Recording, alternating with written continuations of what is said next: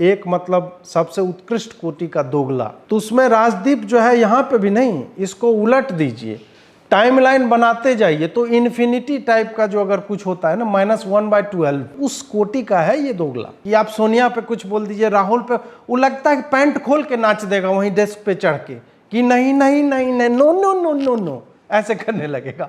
और अभी यहाँ पे क्या बोल रहा है कि नहीं, आप बाबर की औलाद आपने कहा कि बिना नाम लिए मोदी ऐसा ऐसा धोखे इन लोगों को पेलने वाला है कि इन लोगों को हवा नहीं, हिंदी तो समझ में नहीं आता है, वैसे भी उनको लगेगा कि हमारी मार ली गई है, लेकिन पता नहीं चलेगा कहां से क्या मारा गया है। प्राण प्रतिष्ठा जो है रामलला की हो गई और मोदी के सामने स्टेज है।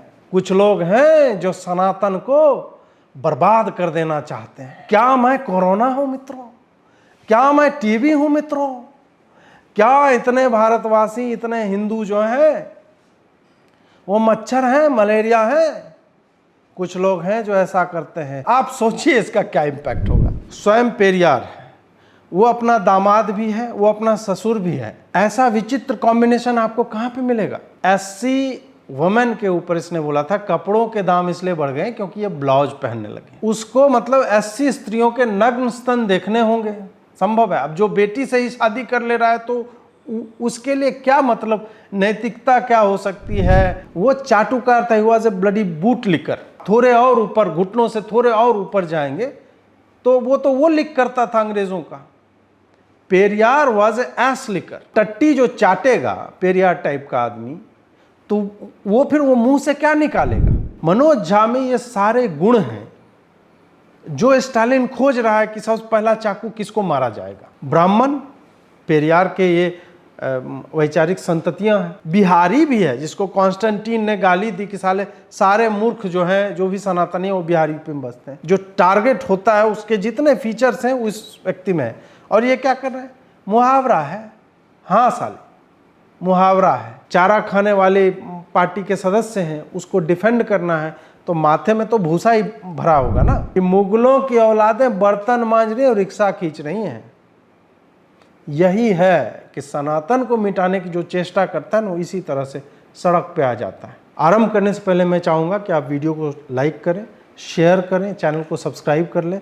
आधे से अधिक लोग अनसब्सक्राइब्ड हैं तो आप तक सूचना नहीं पहुँचती होगी। नोटिफिकेशन बेल भी दबा लीजिए ताकि आपको त्वरित जो ही वीडियो आए आप तक पहुँचे और आप लाइव उसे देखने का अनुभव कर लें। लाइव देखने का एक और फ़ायदा है, आपको ऐड नहीं देखना पड़ता है। हमारा सहयोग करना चाहते हैं तो इन नंबरों के माध्यम से कर सकते हैं। आइए आरंभ करते हैं। नमस्कार दोस्तों, 2-3 दिनों से जो हिंदुओं के ऊपर सनातन का नाम लेकर के उनके जेनोसाइड यानी समूल नरसंहार, मतलब जेनोसाइड तो छोटा छोटा होता है, 1000 मार दिया, 2000, 1 लाख, 10 लाख टाइप से, जो कि कई बार हिंदुओं के साथ हो भी चुका है। अब क्या हो रहा है कि ये पैन इंडिया स्केल पे बात हो रही है कि सनातन धर्म के जितने भी धर्मावलंबी हैं सबका समूल नाश कर दिया जाए। क्यों? क्योंकि ये कोरोना की तरह है, मलेरिया की तरह है, ट्यूबरकुलोसिस है, इस तरह की बातें की गई। ये किया किसने? तमिलनाडु चीफ मिनिस्टर के बेटे उदय स्टालिन ने किया है। और ये हिंदुओं को लेकर के जो हेट स्पीच है या कॉल्स फॉर जेनोसाइड है, उसकी लंबी श्रृंखला में ये एक नया नाम मात्र है। इस तरह के प्रिवलेंट थॉट प्रोसेसेस, चाहे दलित चिंतन के नाम पे हो, दलित नेताओं के बयान के नाम पे हो, या फिर दलितों के जो आप कह सकते हैं कि जो रिप्रेजेंटेटिव अपने आप को मानते हैं वैसी पार्टियां, उनके नेताओं के नाम से। अब स्वामी प्रसाद मौर्य ने 2 बार जो है बकलोली की है, वो सब उसको नेवला उबला भी कई लोग बोले हैं। उसके बाद आप आरजेडी के चंद्रशेखर हैं, प्रोफेसर हैं, उसने रामचरितमानस को लेके विचित्र विचित्र भाषण किए थे। उसके बाद आपको खरगे ने किस तरह से डिफेंड किया है, डी राजा ने किस तरह से डिफेंड किया है इन सब बातों को, कि एकदम straight out call for genocide है, नरसंहार की बात है, समूल नाश की बात है, और उन्हीं शब्दों में है और वो अपने आप को डिफेंड भी कर रहा है।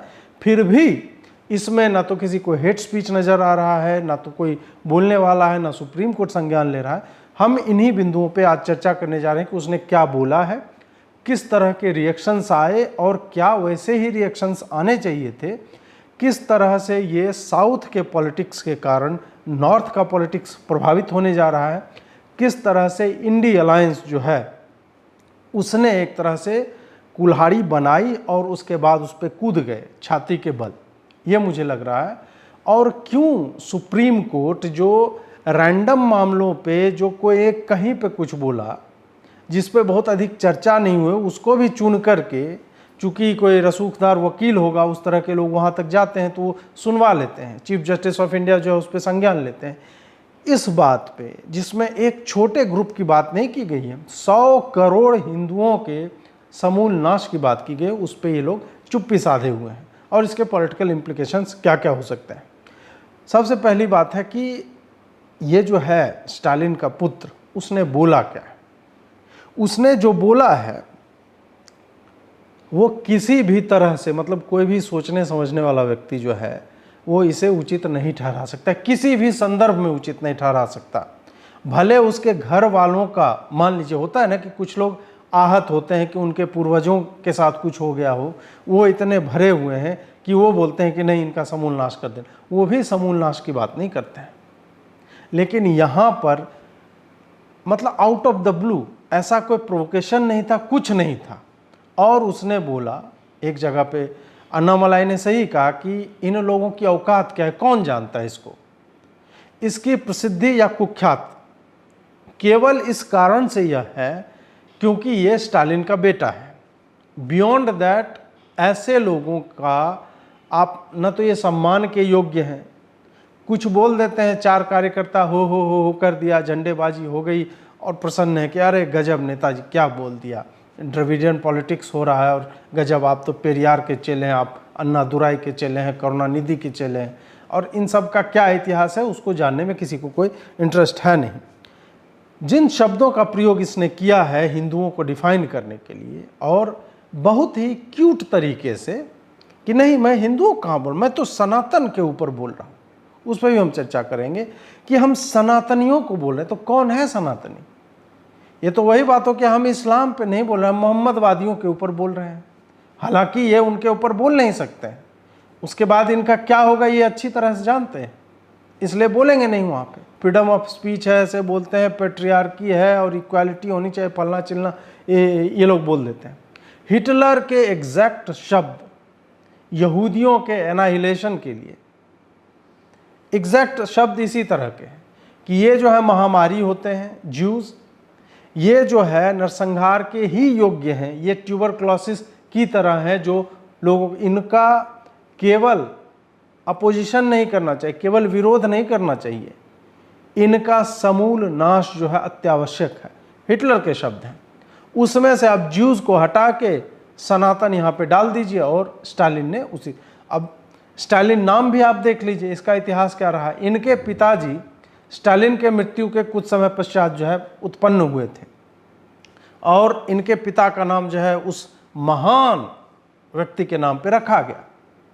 और ये स्टालिन स्वयं जो क्रिश्चियन है, अपने क्रिश्चियनिटी में he feels very proud about it, भले नाम जो है वो हिंदुओं का आधा रखा हुआ है, कोई बात नहीं, तो ये बात भूल जाता है। वही होता है ना कि जब आप पढ़ाई लिखाई करते नहीं, इन सब का अगर आप निकालें कौन कहाँ तक पढ़ा हुआ है तो आपको पता चल जाएगा, तो पढ़ते लिखते हैं नहीं। स्टालिन नाम भी उनको लगा है गजब, न्यूटन टाइप का कुछ नाम है, अंग्रेजी नाम है यार, रख लेते हैं, रख दिया। स्टालिन के ऊपर क्रिश्चियंस का नरसंहार पूरी दुनिया में अगर सबसे अधिक किसी ने किया तो स्टालिन ने किया। जोसेफ स्टालिन, जो रूस का एक तरह से तानाशाह आप कह सकते हैं, सबसे अधिक ईसाइयों का नरसंहारक जो है वो स्टालिन है। उसका नाम ढोने वाले लोग जो स्वयं क्रिश्चियन हैं वो जो है हिंदुओं के नरसंहार की बात कर रहे हैं। और फिर आइए, पेरियार को इसने अपना हीरो बनाया। पेरियार एक ऐसा मतलब मीम मटेरियल है, स्वयं पेरियार है, वो अपना दामाद भी है, वो अपना ससुर भी है, और उसके बाद वो जो है अपनी बेटी का पति भी है। सोचिए, ऐसा विचित्र कॉम्बिनेशन आपको कहां पे मिलेगा। और मुझे लगता है कि वामपंथियों में चरित्रहीनता जो है वो एक क्वालिटी की तरह मानी जाती है। आप मार्क्स को उठा के देख लीजिए, वो किसके साथ क्या कर रहा था, उसकी मेड के साथ उसके क्या संबंध थे। विकृत यौनिक प्रवृत्ति को वामपंथी जितना बढ़ावा देते हैं। खैर, पेरियार पे आते हैं। पेरियार ने मूर्तियों को तोड़ने की बातें की थी, खूब तोड़ा भी था। एससी लोग ये सब अपने आप को पेरियाराइट्स और ये सब बोलते हैं। एक तो पहला तो उसका नाम रामास्वामी था, उसको तो पहले अपना नाम बदल लेना चाहिए था, नहीं बदला, पता नहीं, जो भी बात रहा हो।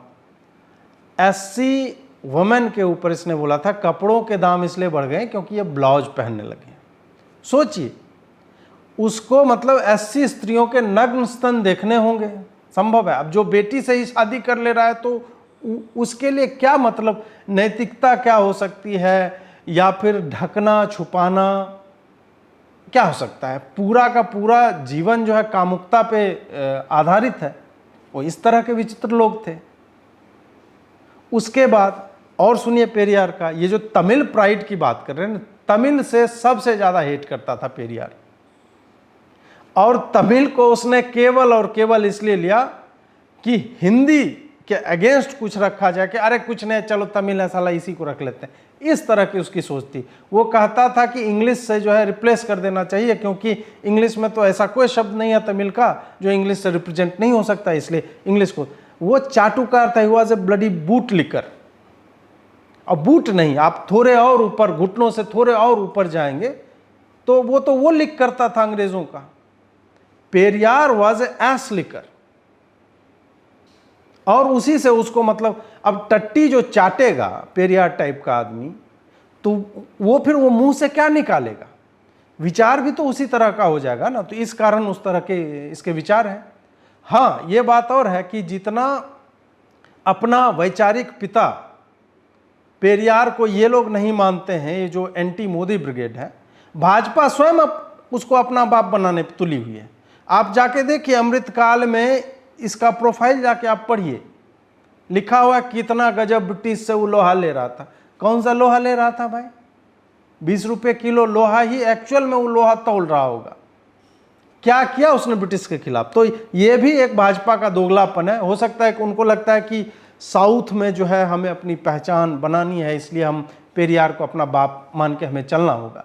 लेकिन मुझे नहीं लगता है कि वैचारिक तरीके से, ठीक है पॉलिटिकल कंपल्शंस आपके हो सकते हैं, लेकिन फिर आप ठगिए मत इन बातों पे कि भाई स्टालिन ने ये बोल दिया। फिर तो आप उन्हीं के साथ हो के उन्हीं की भाषा बोलिए। साउथ में बोलिए कि अरे पॉलिटिकल कंपल्सन है, हिंदुओं को गरिया लेते हैं, उससे हमें वोट मिल जाएंगे। दीजिए, आप भी हिंदुओं को गाली दीजिए।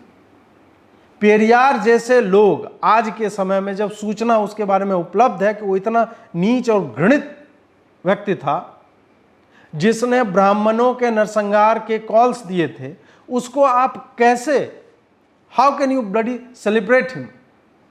ये भाजपा वाले कर रहे हैं। खैर, तो ये स्टालिन ने जो अपने 3 करुणानिधि, अन्नादुराई के साथ इन लोगों ने क्या किया ये भी सबको पता है। और करुणानिधि ने जयललिता के साथ क्या किया था वो भी, भरी विधानसभा में क्या हुआ था वो भी सबको पता है। तो ये लोग चरित्र की बातें, वुमेन इक्वालिटी की बातें, कास्ट डिस्क्रिमिनेशन की बातें, क्या अलग अलग कास्ट के, आप ईसाइयों में जाइए, भारत में जो कन्वर्टेड हैं, क्या उनके अलग अलग डिनोमिनेशंस नहीं है, उनके अलग अलग चर्चेज नहीं है? क्या हर ईसाई इक्वल है? कास्ट शब्द ही ईसाई सोसाइटी से आया है। तो तुम किस इक्वालिटी को खोज रहे हो? क्या तमिलनाडु में इक्वालिटी है क्रिश्चियंस में? पेरियार का एक और मैं भूल गया, वो बोलता था कि द्रविडियन रिलीजन, अब पता नहीं उसने सपने में बनाया होगा ऐसा, हम तो नहीं जानते कि द्रविड़ धर्म कोई है। बोलता है कि उसका एकदम क्लोजेस्ट जो है इस्लाम है जी। और इतना अत्याचार हो रहा था तो मोहम्मद आए और उसने अत्याचार से मुक्त करवाया। किस तरह के अत्याचार? कास्ट, वुमेन के ऊपर इनइक्वालिटी, पेट्रियार्की। इस्लाम में 1% वुमेन ग्रेजुएट है, 1% ऑफ देयर वुमेन। 3 तलाक अभी तक चल रहा था। बहुविवाह प्रथा, क्या मतलब पॉलीगमी, बहुत अच्छी बात है स्त्रियों के लिए, पढ़ने नहीं देते हैं। किताबों में लिखा हुआ है कि एक वुमेन की टेस्टिमनी जो है, it is half of the man. औरतें तुम्हारी खेती हैं, हल चलाओ जोत दो, ये है। तो ये इक्वालिटी है, ये वुमेन इंपावरमेंट है, जिस चीज को पेरियार जो है चैंपियन कर रहा था। इनइक्वालिटी हर सोसाइटी में आज भी है।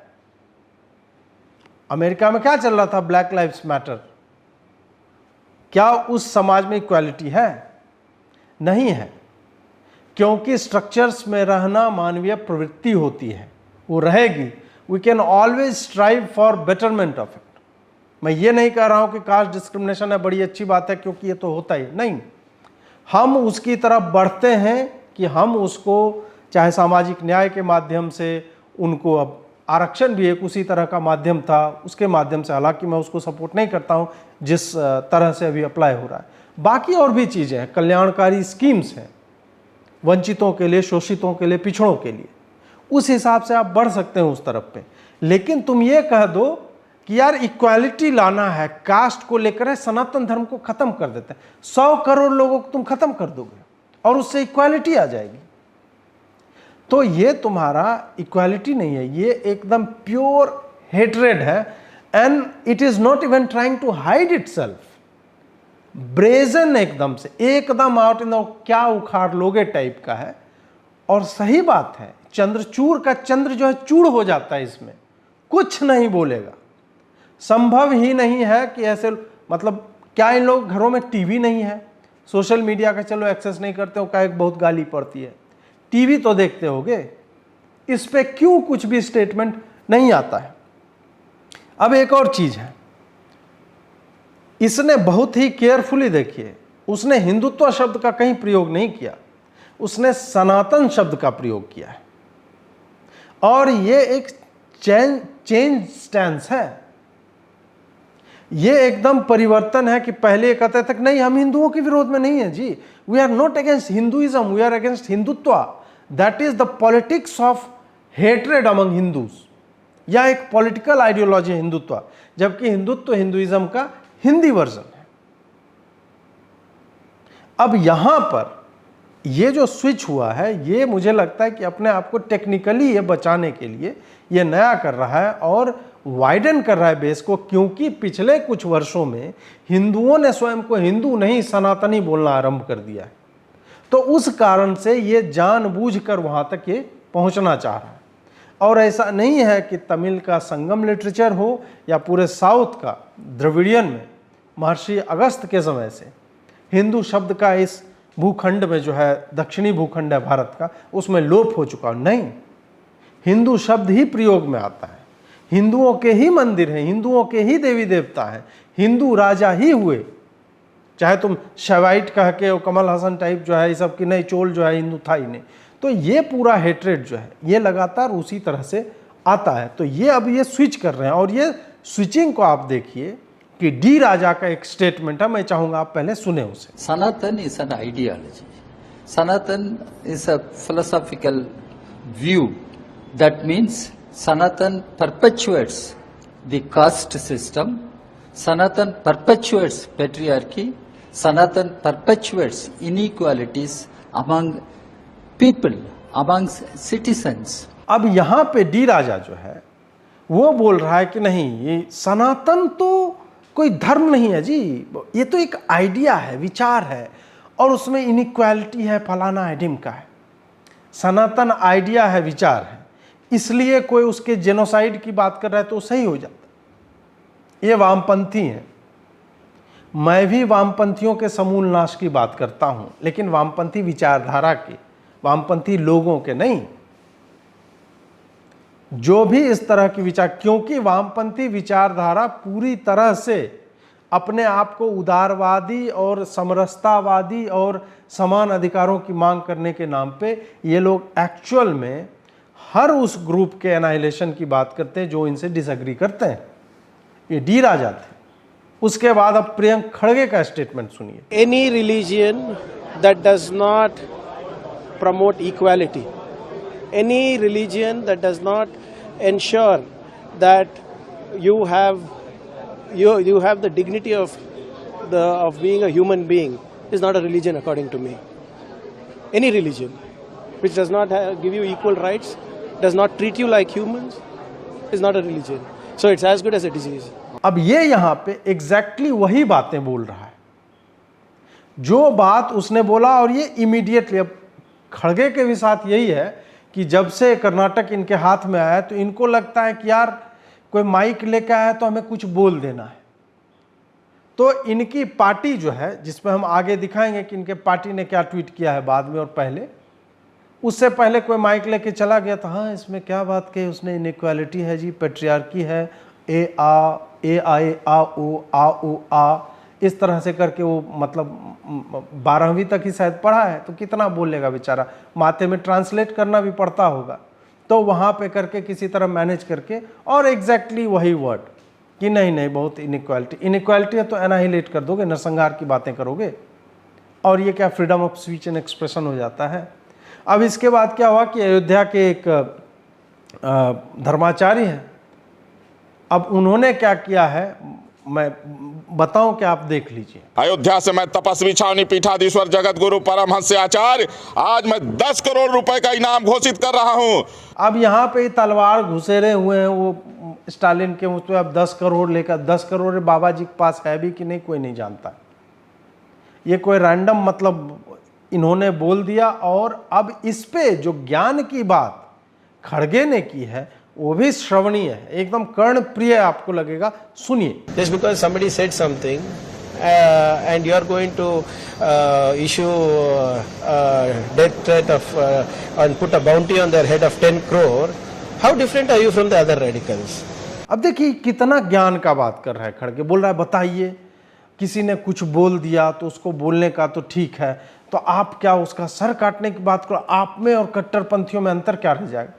किस कट्टरपंथी की बात कर रहे हो भाई, बोलो तो सरतन से जुदा वालों का नाम तो लो। और यहाँ पे वो मान लीजिए कि अगर उसने डिमांड भी किया है, उसने एक आदमी के सर की बात कही है, और तुम किसको डिफेंड कर रहे थे थोड़ी देर पहले, तुम उस व्यक्ति को डिफेंड कर रहे हो जो 100 करोड़ सनातनियों की हत्या की बात कर रहा है, नरसंहार की बात कर रहा है। तो ये वही है, वैचारिक दोगलापन एक तरह से आप कह सकते हैं। और उसके बाद आप देखिए ये डीएमके के ये स्पोक्स पर्सन है, कॉन्स्टेंटीन नाम है इनका। अब नाम देखिए, नाम ये लोग कस्तुनतुनिया टाइप का रख लेते हैं नाम में कोई मतलब है ये नहीं, कमी नहीं रखते हैं। आधा नाम रविंद्रन होगा, राजेंद्रन होगा, और आधा नाम स्टालिन, कॉन्स्टेंटीन, तो एक आइंस्टीन भी नाम रखे था, कोई न्यूटन नाम रखे हुए था।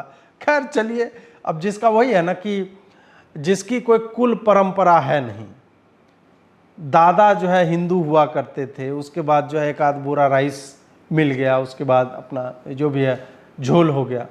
अब इन लोगों का अगर देखा जाए तो इनके एजुकेशन की बात कीजिए, इनका आप देखिए एक मार्कशीट, एक इस पूरे ट्वीट को आप पढ़िए। इनके कई नेता ऐसे हैं जो कोई 12वीं पास है, कोई 9वीं फेल है, कोई कभी कॉलेज नहीं गया, ये सब बड़े बड़े इनके नेता हैं। तो इस तरह के तो लोग हैं। और ये मैं इसलिए इसका बता रहा हूं क्योंकि इसका जो वीडियो है आप सुनिए पहले। அவருடைய கருத்தியல் வட மாநிலங்கள்ல வந்து ஒரு அதிருப்தி ஏற்படுத்தும் நினைக்கிறீங்களா? அதாவது பின்னடைவு ஏற்படுத்தும் நினைக்கிறீங்களா இந்தியா கூட்டணிக்கு? கண்டிப்பாக இல்லை. இன்னும் சொல்ல போனா நான் கேட்கிறேன், அந்த கர்நாடகாவில், ஆந்திராவில், கேரளாவில் எங்கேயாவது ஏதாவது சொல்லியிருக்காங்க? ஒன்றும் கிடையாது. நீங்க சொல்ற வடநாட்டிலேயே மேற்கு வங்கத்தில் எல்லாரும் சனாதனத்தை ஏற்றுக்கிட்டாங்களா என்ன? அங்க கம்யூனிஸ்ட் ஆட்சி இருந்தது, சனாதனத்தை ஏற்றுக்கிட்டா கம்யூனிஸ்ட் ஆட்சி இருந்தது. நீங்க இப்ப சொல்றீங்கல்ல வட மாநிலங்கள்ல, உத்தரப்பிரதேசம், பீகார், இந்த ரெண்டுலயும் சனாதனம் இருக்கும். ஏன்னா அந்த சனாதனம் அப்பவுமே கோலோச்சினதுனால தான் அங்க ஒருத்தரும் படிக்கிறது இல்லை, அவங்களுக்கு அந்த அறிவு இருக்கிறது இல்லை, வாழ்க்கையை பற்றிய ஒரு பகுத்தறிவு இருக்கிறது இல்லை. அங்க ஒரு சின்னது இருக்கலாம், அந்த ரெண்டு எங்களுக்கு பெரிய பின்னடைவை ஏற்படுத்துது. अब ये जो वीडियो आपने देखा ये कॉन्स्टेंटीन था। अब कॉन्स्टेंटीन बोल रहा है कि सनातनियों में है क्या, इरेशनल होते हैं, मूर्खों से भरे होते, स्टूपिड पीपल, और इसी कारण से सबसे अधिक सनातनी उत्तर प्रदेश और बिहार में पाए जाते हैं। ये देखिए एक साथ कितने लोगों को ऑफेंड कर रहा है और कितना बड़ा ये हेट स्पीच है। लेकिन वही है कि 9वीं फेल लोग, 12वीं फेल लोग, मतलब जिसकी बुद्धि इतनी ही थी कि एक बोरा मतलब किसी ने चावल दे दिया तो अपने कुल का जो मतलब कुल घातक हो गया, उसने त्याग दिया अपने धर्म को। तो वही है कि जो नया नया एक एक्सप्रेशन है ना, नया मुल्ला प्याज अधिक खाता है, तो उसी तरह ये है कि नए नए क्रिश्चियन बने हैं, अभी एक आध दो जनरेशन ही बीता है, तो उसमें क्या करेंगे बेचारे, सबसे पहले नहीं, जो जो हम बन के आए हैं ना उसको साले गरियाओ पहले, हिंदू ये हैं, हिंदू मूर्ख हैं। मतलब ये बता रहे हैं कि इनके 2 जनरेशन पहले जो दादा थे, परदादा थे, वो मूर्ख थे बेचारे। और मुझे लगता है उचित भी है, मूर्ख रहे होंगे तभी तो इस तरह के जीन्स जो है ट्रांसफर होके इन लोगों तक आए, और ये जो है अब जो है बाकी लोगों को मूर्ख बोल रहे हैं और इस तरह की मूर्खतापूर्ण बातें कर रहे हैं। कांग्रेस जो है उसने पहले डिफेंड किया, खड़गे ने, आपने देख ही लिया कि डिफेंड कर रहे हैं, और खड़गे के पिता जो है अध्यक्ष हैं, तो उस हिसाब से भी देखा जाए। और भी स्टार्ट में आया कि नहीं, हर एक पार्टी का अपना फ्रीडम ऑफ स्पीच होता है, इस तरह की बातें इन्होंने प्रयोग में लाया कि नहीं पार्टियां हैं, संस्थाएं हैं, ये लोग बोल सकते हैं और उनको आज़ादी होनी चाहिए, इतना तो चलता है। उसके बाद क्या हुआ कि एक दिन बीतने के बाद इन लोग को लग गया कि ये क्या कांड हो गया है। फिर इनके स्टैंस में चेंज आता है, फिर जो है इनके नेता और कुछ लोग बोलना आरंभ करते हैं कि नहीं नहीं, नाम नहीं लिया, फिर भी नाम लेने से इनकी इतनी फटती है कि नाम नहीं लेते हैं। इनको पता है ना कि उधर पंजाब में कांड हो रहा है, पंजाब में आम आदमी पार्टी से जो है ये बोल रहे हैं कांग्रेस के इनके बड़े बड़े नेता, ये आज की सुबह की खबर है, और इससे पहले भी जब बेंगलोर वाला मीटिंग चल रहा था उस समय भी दिल्ली और पंजाब दोनों यूनिट ने कांग्रेस के बोल दिया कि हम इनके साथ तो किसी शर्त पे जो है चुनाव जो है नहीं लड़ेंगे, इनके साथ नहीं रहेंगे। तो ये चल रहा है यहाँ पे। तो अब कांग्रेस ने उसको बोला कि नहीं नहीं, ये जो है हम ऐसा नहीं बोलना चाहिए, हम भी हिंदू हैं, हम भी फॉलो करते हैं रिलीजन को, सनातनी हैं, इस तरह की बातें जो है नहीं करनी चाहिए। बस इतना ही ज्ञान दिया। बाकी एक रैंडम आदमी जय श्री राम कहीं बुलवाए, वो भी झूठी खबर जब आती है उस पर पूरा हिंदू समाज जो है उसके लिए उत्तरदायी हो जाता है। और यहाँ पे एक्चुअल में हिंदुओं के नरसंहार की बात होती है, उनको नाम लेने में भी स्थान विशेष में जो है पीड़ा, वेदना, दुख, इस सब का जो है आभास, अनुभूति जो है इनको हो रही है। प्रियंका चतुर्वेदी जी ये भी बोलती रहती हैं हर इशू पे, इनके पास जो भी माइक लेके जाता है तुरंत इस पे दे देती हैं। तो इन्होंने भी निंदा की लेकिन नाम नहीं लिया। नाम लेंगे तो एक तो पार्टी ही इन लोगों के पास नहीं है, अब नाम ले लेंगे तो वो जो 3-4 सीट जो इनके लिए हयात वयात में जहाँ पे भी ये मीटिंग होती है वहाँ जो रिजर्व रहता है, बोलेगा उठो निकलो यहाँ से, हो गया तुम लोग का। तो इसलिए नाम नहीं लिया बेचारी ने। अब एक बिहारी है, झाजी है, मतलब ब्राह्मण, प्रोफेसर है, उसका स्टेटमेंट सुनिए। मैं समझता हूं कि कभी कभी ना हम लोगों को प्रतीक मुहावरों के अंदर जाकर के सोचना होगा। इस देश में कबीर अगर आज पैदा हो जाए और वो दोहा पढ़ दे, जो तू बाभन बाभनी जाया अन बाट काहे नहीं आया, जो तू तुरक तुरक नहीं जाया भीतर ही खतना काहे न कराया, क्या करिएगा कबीर को? फांसी पे लटका दीजिएगा। एक हिंदुस्तान का एक मिजाज रहा है, कई लोगों की सनातन में कई सारी विकृतियां हैं। क्या जाति व्यवस्था अच्छी चीज है? क्यों सीवर में उतरने वाले की जाति नहीं बदलती है? ये सारे सवाल हैं। अगर किसी ने कुछ कह दिया तो लेके उड़ गए, कमाल की बात है भाई। मनोज झा में ये सारे गुण हैं जो स्टालिन खोज रहा है कि सबसे पहला चाकू किसको मारा जाएगा। ब्राह्मण, पेरियार के ये वैचारिक संततियां हैं, ब्राह्मणों के नरसंहार की बात कर रहा था। अपर कास्ट में भी ब्राह्मण आता है, पावर भी होल्ड करता है। बिहारी भी है जिसको कॉन्स्टेंटीन ने गाली दी कि साले सारे मूर्ख जो हैं, जो भी सनातनी है वो बिहारी पे बसते हैं। तो एकदम परफेक्ट ब्लेंड ऑफ जो टारगेट होता है उसके जितने फीचर्स हैं उस व्यक्ति में है। और ये क्या कर रहे हैं? मुहावरा है। हाँ साले मुहावरा है, तुमने बोल दिया, हम समझ गए, मान लिया हमने मुहावरा है। सर तन से जुदा भी मुहावरा हो जाता है, मतलब बाकी और किसी को तो पता ही नहीं मुहावरा और लोकोक्तियाँ जो है वो किसको कहते हैं। 100 करोड़ लोगों के नरसंहार की बात जो है मुहावरा है। तो यह है कि चारा खाने वाले पार्टी के सदस्य हैं, उसको डिफेंड करना है तो माथे में तो भूसा ही भरा होगा ना। और जो पार्टियां अपने पुराने कुकर्मों की वजह से दुत्कारी जा चुकी हैं, जिनको एक लोकसभा सीट जो है वो नहीं आती, वो क्या करेगा? और वो तो स्टालिन को भी डिफेंड कर लेगा। ये तो अपने बाप, अपनी बेटी, अपने बेटे, इन लोगों के भी ऊपर उन लोग के कुछ कमेंट आएंगे, बोले नहीं जी मुहावरा है, तो मुहावरा चल रहा था, इसमें बहुत ज़्यादा जो है वो सुनने की बात नहीं है। बाकी टाइम में मुहावरा नहीं होता है। राजदीप का रिएक्शन ये तो एकदम प्राइसलेस है। मतलब दोगलई का अगर कोई पैरामीटर हो 1 से 10 तक, एक मतलब सबसे उत्कृष्ट कोटि का दोगला मीडिया में, तो उसमें राजदीप जो है यहाँ पे भी नहीं, इसको उलट दीजिए, टाइमलाइन बनाते जाइए तो इन्फिनिटी टाइप का जो अगर कुछ होता है ना, -1/12, जो सारे इन्फिनिटी को आप ऐड करेंगे, 0 से इन्फिनिटी को -1/12, तो उस कोटि का है ये दोगला। इसने कैसे घुमाया इस पे? बाकी टाइम पर नहीं नहीं नहीं नहीं नहीं नहीं, you can not say that, ये करके नाचने लगता है कि आप सोनिया पे कुछ बोल दीजिए, राहुल पे, वो लगता है कि पैंट खोल के नाच देगा वहीं डेस्क पे चढ़ के कि नहीं नहीं नहीं नहीं, no no no no no, ऐसे करने लगेगा। और अभी यहाँ पे क्या बोल रहा है कि नहीं, आप बाबर की औलाद आपने कहा। Can Hindutva-wadi forces go into this debate with clean hands when they will talk about others as Babar ki aulad? Think about it.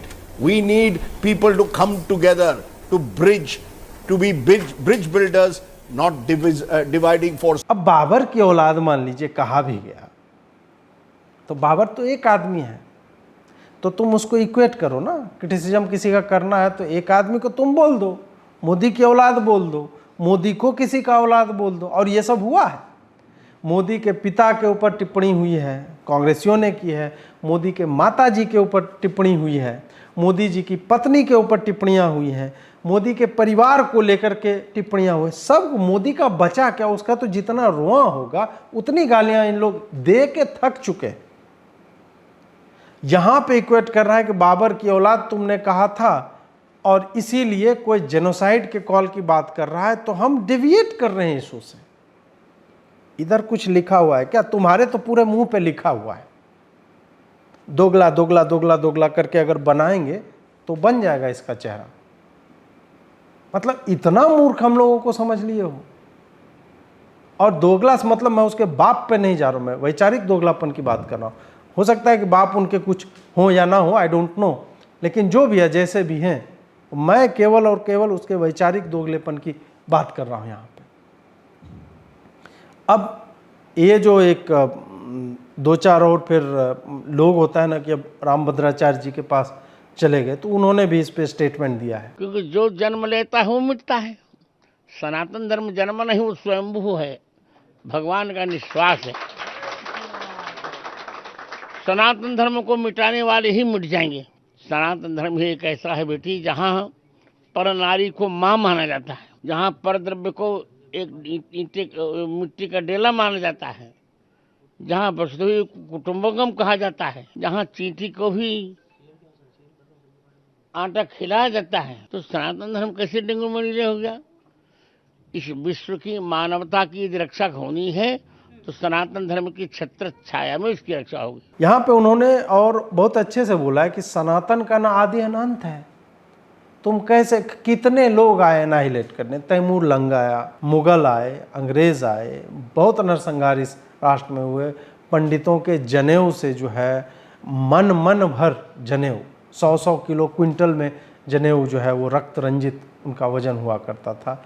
Pillars बनाए हुए थे जहाँ पे काटा जाता था। ये सारा देखा हुआ है, फिर भी 100 करोड़ बचे हुए हैं, तो कुछ तो कारण रहा होगा ना।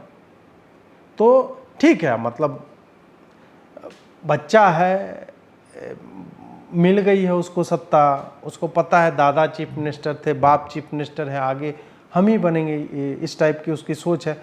हो सकता है उस इस गुरूर में हो, इसलिए उसने ऐसा बोला। लेकिन वही है कि जो सनातन को मिटाने की बात करते हैं वो मिट जाते हैं, समय लगता है। मुगल का देखिए ना, योगी जी का स्टेटमेंट याद है ना कि जो मुगल कहते थे कि 800 साल राज किया, 200-250 किलोमीटर में राज करके पूरे हिंदुस्तान, मतलब 32 लाख स्क्वायर किलोमीटर के एरिया को तुम जो है पूरा हिंदुस्तान पे राज कर लिए। 200-250 किलो, मतलब यहाँ दिल्ली के सफदरजंग से लेके महरौली और उधर थोड़ा सा आगरा उगरा तक उसी रेंज में चले गए, हो गया पूरा हिंदुस्तान। क्या बोला था योगी जी ने कि मुगलों की औलादें बर्तन मांज रही और रिक्शा खींच रही हैं।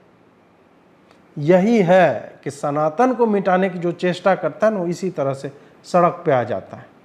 बहुत आए, बहुत आएंगे, अभी ये आएंगे। ये अभी इलेक्शन का वर्ष है, इसमें आपको तमाम तरह की चीज़ें दिखेंगी, तो यही होगा।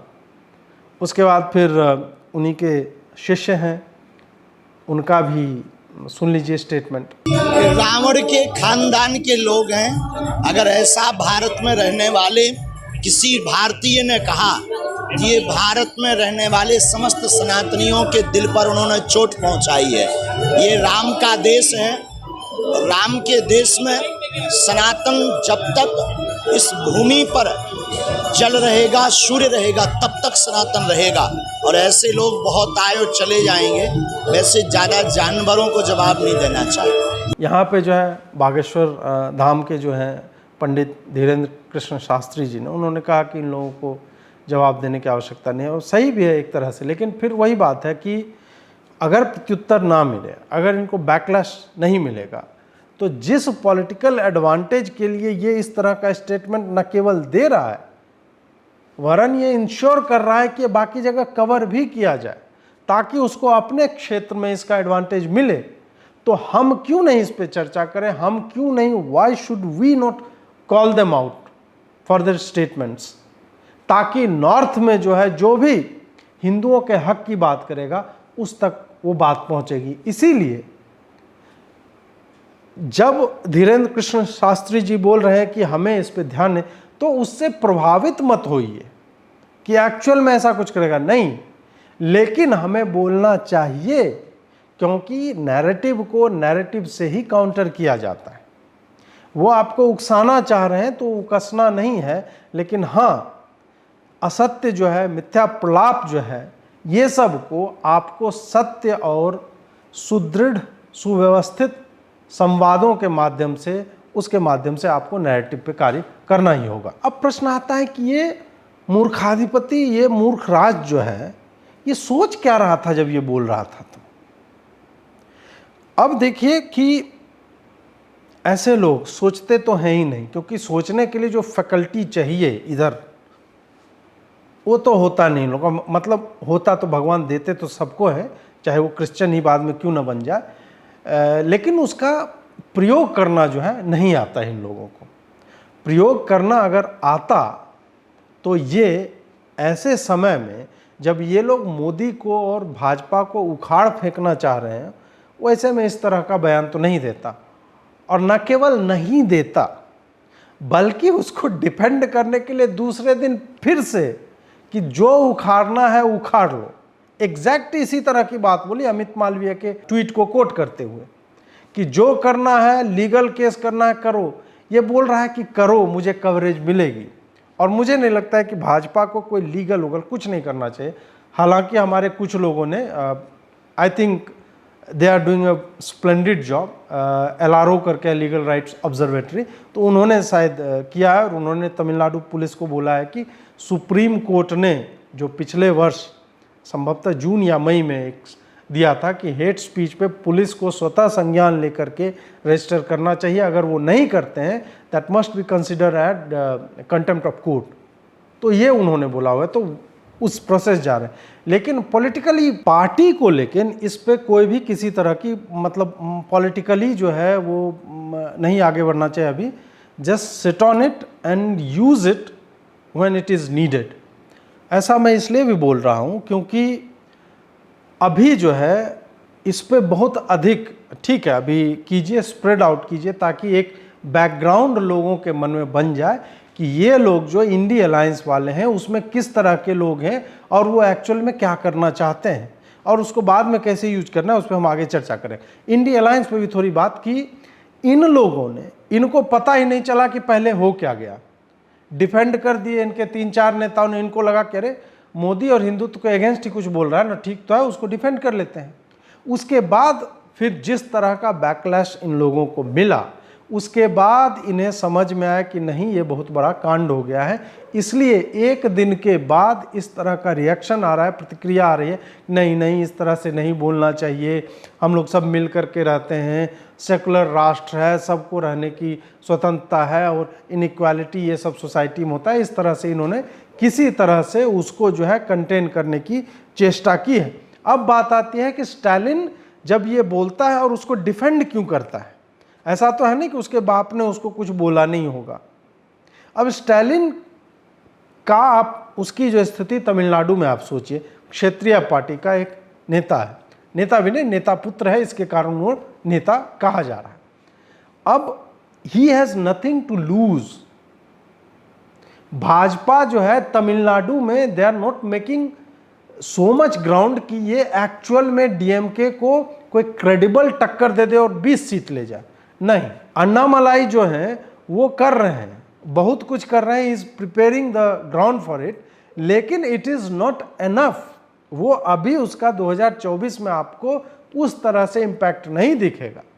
या तो वो अगला जब विधानसभा चुनाव हो तमिलनाडु में तब दिखेगा, या फिर उसके बाद 29 में आपको दिखेगा इसी तक, क्योंकि इन सब चीज़ों में 5-7 वर्ष जो है लगातार काम करने के बाद उसका परिणाम जो है आपको आते हुए दिखता है।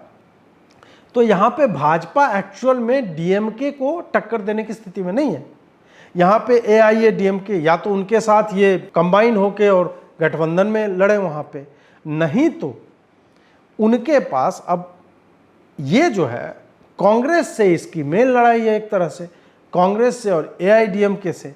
अब यहाँ पे उसको पता है कि अलायंस अगर करेंगे तो बुआ बबुआ टाइप का स्थिति होने वाला है, कि जहाँ पे आप कांग्रेसियों से हेट करते हो, आपके कार्यकर्ता आपस में जो है झगड़ते लड़ते रहते हैं, अचानक से बोलो कि नहीं साथ कैंपेन करना है, साथ जो है झंडे लगाना है, हम जो है डीएमके का झंडा लगाएंगे, तुम जो है कांग्रेस का हाथ चाप झंडा लगाना, इस चक्कर में है।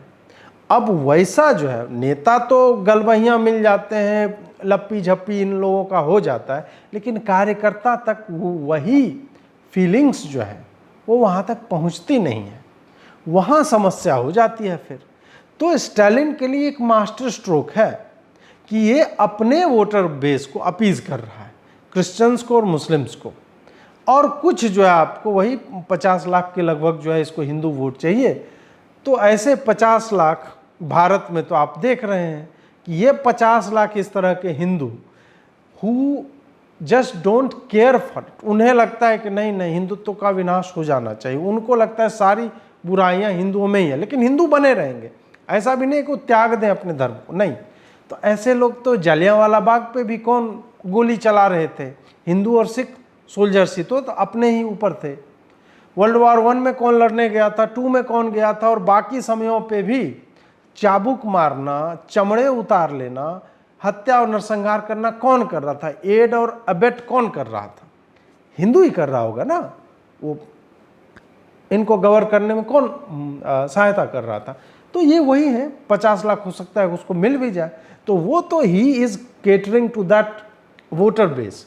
उसको कोई मतलब नहीं है कि साउथ में जो मैं कांड कर रहा हूँ उसका नॉर्थ में क्या असर पड़ने वाला है, क्योंकि साउथ का हेट जो है ना बिहारियों और यूपी वालों के ऊपर, खड़गे ने भी स्टेटमेंट दिया था कि हमें कोई ज़रूरत नहीं है, हम जो है हमारे पास बेंगलोर है, जैसे कि नोएडा में या गुड़गांव में या दिल्ली में कर्नाटक का तो कोई आदमी काम ही नहीं करता है। और इकॉनमी भी देख लो, निवेश का भी स्थिति देख लो, यूपी में कितना है। तो इन्होंने रीजनल हेट्रेड तो फैलाया ही है। उसके बाद बीफ को लेकर के इन्होंने कन्वर्जन पे रोक लगा करके इन्होंने बोला, फिर हिंदुओं के अगेंस्ट तो बार बार पेरियराइट्स और अम्बेडकराइट और फलाना नाइट्स और ये सब करके ये चलते रहे। तो इससे क्या होगा कि ठीक है, साउथ में तो ऑब्वियसली तुम्हारा एक बेस है, वो तुम्हारा स्ट्रांग होगा, इसमें कोई डाउट नहीं इस तरह के हेट स्पीचेस से, लेकिन इसका इम्पैक्ट वहाँ पड़ेगा जहाँ भाजपा ऑलरेडी स्ट्रांगर है। इसका इम्पैक्ट आपको नॉर्थ में दिखेगा जहाँ पे हिंदू पोलराइज होगा, और वो कैसे होगा, वो ऐसे होगा कि नरेंद्र मोदी जब वो कैंपेन मोड हिट करेगा वो आदमी दिसंबर के अराउंड, तब वो जहां भी इस तरह का, और अभी देखिए कि there will be a slew of announcements जो कहीं हिंदुओं के तीर्थ स्थान के बारे में, कहीं इस तरह से सुगम कुछ चीज़ को बना रहे हैं, इस तरह को लेकर के होगी। और वहाँ पर जाके बिना नाम लिए मोदी ऐसा ऐसा धोखे इन लोगों को पेलने वाला है कि इन लोगों को हवा नहीं, हिंदी तो समझ में नहीं आता है वैसे भी, तो उन मुहावरों का, उन जुमलों का कैसे आनंद आएगा इन लोगों को। उनको लगेगा कि हमारी मार ली गई है, लेकिन पता नहीं चलेगा कहाँ से क्या मारा गया है। धनिया बोया गया है, गन्ना बोया गया है, कहाँ बोया गया है, ये आपको पता भी नहीं चलेगा जब मोदी बोना आरंभ करेगा। तब मोदी, आप सोचिए कि राम मंदिर का इनॉग्रेशन चल रहा है, प्राण प्रतिष्ठा जो है रामलला की हो गई और मोदी के सामने स्टेज है और वहाँ पे सारे प्रोमिनेंट पर्सनालिटीज़ हैं देश के, विदेश के, और इसका टेलीवाइज्ड वो हो रहा है। आप देखिए कितने करोड़ लोग देखेंगे उसको। और तब बोलेगा, मित्रों कुछ लोग हैं जो सनातन को बर्बाद कर देना चाहते हैं, क्या आप ऐसा करने देंगे? क्या आप चाहेंगे कि आपके नेता की हत्या हो जाए? क्या मैं कोरोना हूं मित्रों? क्या मैं टीबी हूं मित्रों?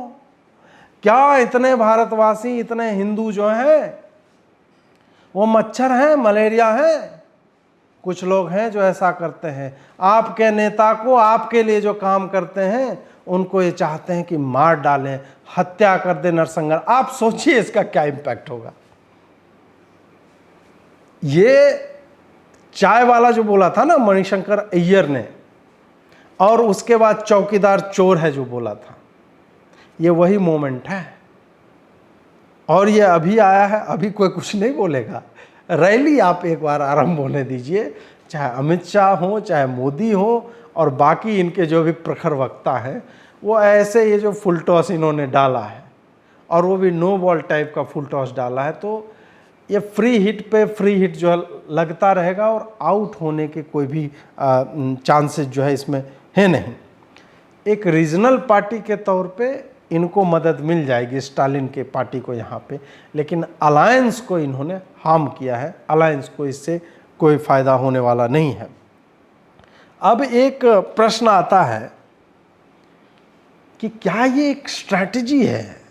कल मैं एक स्पेस में था तो एक मित्र ने पूछा कि अजीत जी, आपको नहीं लगता कि ये चाहते हैं कि ये हिंदू उकस जाए और हिंदू फिर सड़कों पे आ जाएगा और हिंदू जो मार काट करेगा फिर इनके सैफरन टेरर और ये सब? भाई, उदय स्टालिन को देख के आपको लगता है कोई इतना प्लान कर सकता है? वो आदमी, वो अपने सामने रखा हुआ खाना ही ठीक से खा ले, वही काफ़ी है। ऐसे लोगों को अगर थोड़ा भी बुद्धि विवेक होता तो वो इस तरह के स्टेटमेंट देने के बाद बोलता है कि वो मिसकोट कर दिया गया, इस तरह यू टर्न मार लेता। उसने उसको डिफेंड किया है। तो ये स्ट्रैटेजी तो नहीं है, इतना बुद्धि नहीं है कि वो स्ट्रेटजाइज कर सके इतना। ये अटर स्टूपिडिटी है, ये मूर्खता है, and they will pay for it.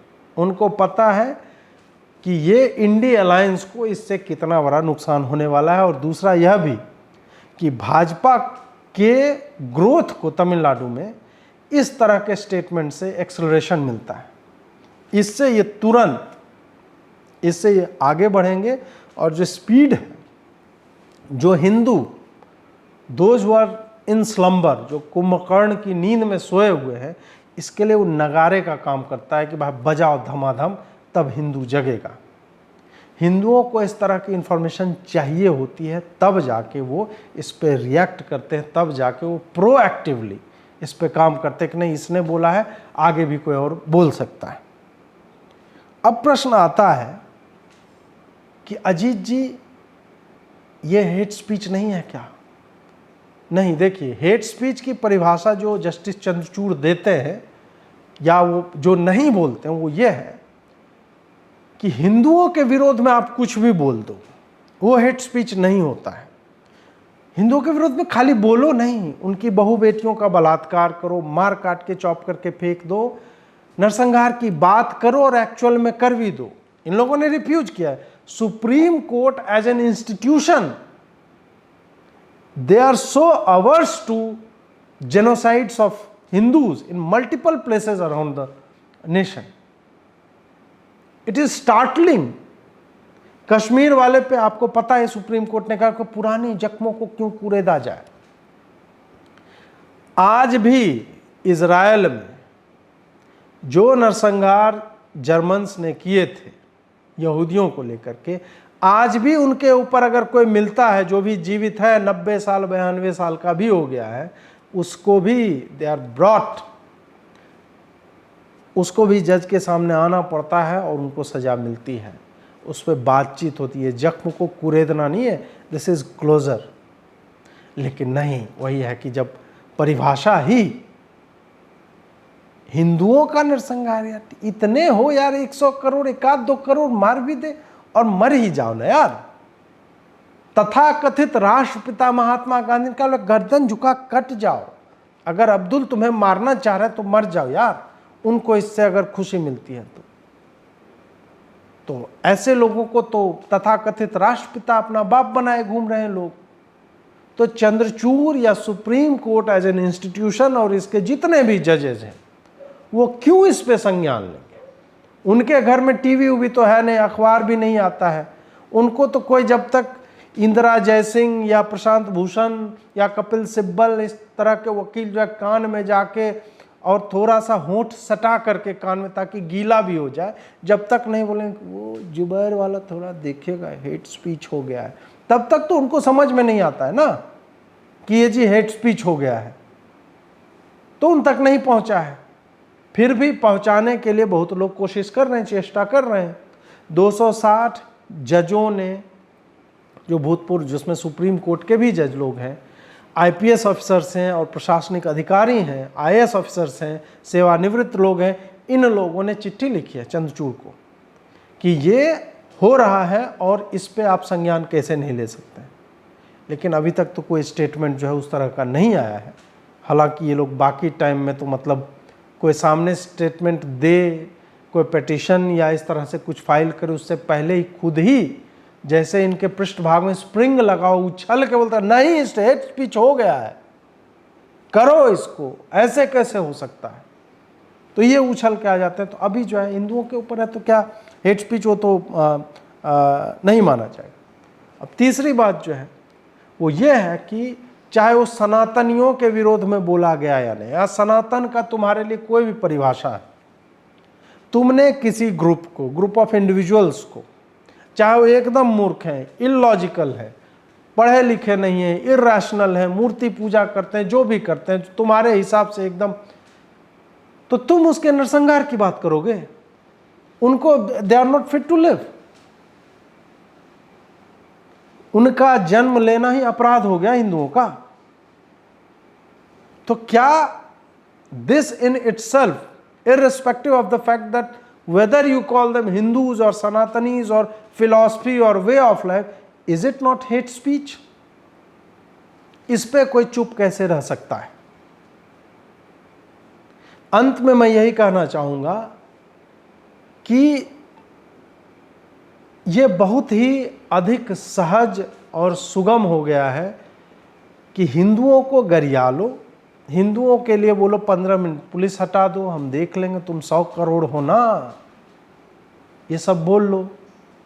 कोई रामचरितमानस पे कुछ बोल रहा है, मतलब बाइबल कुरान पे कहीं कुछ हो जाए तो सर काट लो, भड़का भी दिया जाता है, उकसा भी दिया जाता है, एक कार्टून बनाया जाता है, शार्ली हेब्दो को 12 कार्टूनिस्ट को एक दिन में मार दिया जाता है, सैमुअल पेटी की हत्या कर दी जाती है झूठे कारणों से। लेकिन ठीक है, चंद्रशेखर जी कुछ बोल रहे हैं, प्रोफेसर हैं, कोई मुहावरा इसको बता दे रहा है, कोई कुछ बोल रहा है, इस तरह से बोल रहा है, तो बात वही है कि it is very easy to ridicule and mock Hindus, क्योंकि वही है कि हमारे साथ ना तो कोई किसी भी तरह का संस्थागत सपोर्ट नहीं है, ना कोई पार्टी भी अपने पॉलिटिकल गेन्स के लिए इस तरह से करेगी। कॉन्स्टिट्यूशन तो हमारी मदद के लिए है नहीं, सेक्युलर शब्द डाल दिया गया उसके बाद तो सब निरस्त हो जाता है कि नहीं भाई पेट्रियार्की पे बोला है, फ्री स्पीच है, freedom of speech and expression है, इस पर जो रीजनेबल रेस्ट्रिक्शन जो है वो तो अप्लाई करता ही नहीं। ये सब कर रहे हैं, ये सब चल रहा है, लेकिन हाँ हमें इस पर लिखने बोलने से, प्रतिक्रिया देने से कभी भी पीछे नहीं हटना चाहिए। Narrative has to be fought with better narrative, हमें लगातार इस पर बोलना ही होगा। हम नहीं बोलेंगे तो इसी तरह की चीज़ें न केवल पेडल की जाएगी बल्कि उसको स्थापित कर दिया जाएगा कि यही सत्य है, अकाट्य सत्य है। आपको यह वीडियो कैसा लगा? चर्चा अवश्य करें आपस में भी। इसे अलग अलग जगहों पे अलग अलग लोगों तक इसके क्लिप्स काट करके आप जैसे भी प्रयोग करना चाहते हैं अवश्य करें, क्योंकि हम जो है विचारधाराओं के युद्ध के मध्य में खड़े हैं। और ऐसे में इस तरह के वीडियोज़ या जो भी आपके विचार हैं इस पे आप भी स्वयं भी वीडियो बनाइए और इसको हर जगह पे डालकर इसको फैलाइए। लाइक कीजिए, शेयर कीजिए, नोटिफिकेशन बेल दबा लीजिए ताकि आपको ये सारे वीडियो जो पहुंचते रहें। हमारा सहयोग करना चाहते हैं तो आप इन नंबरों के माध्यम से कर सकते हैं। जुड़ने के लिए बहुत बहुत आभार। नमस्कार।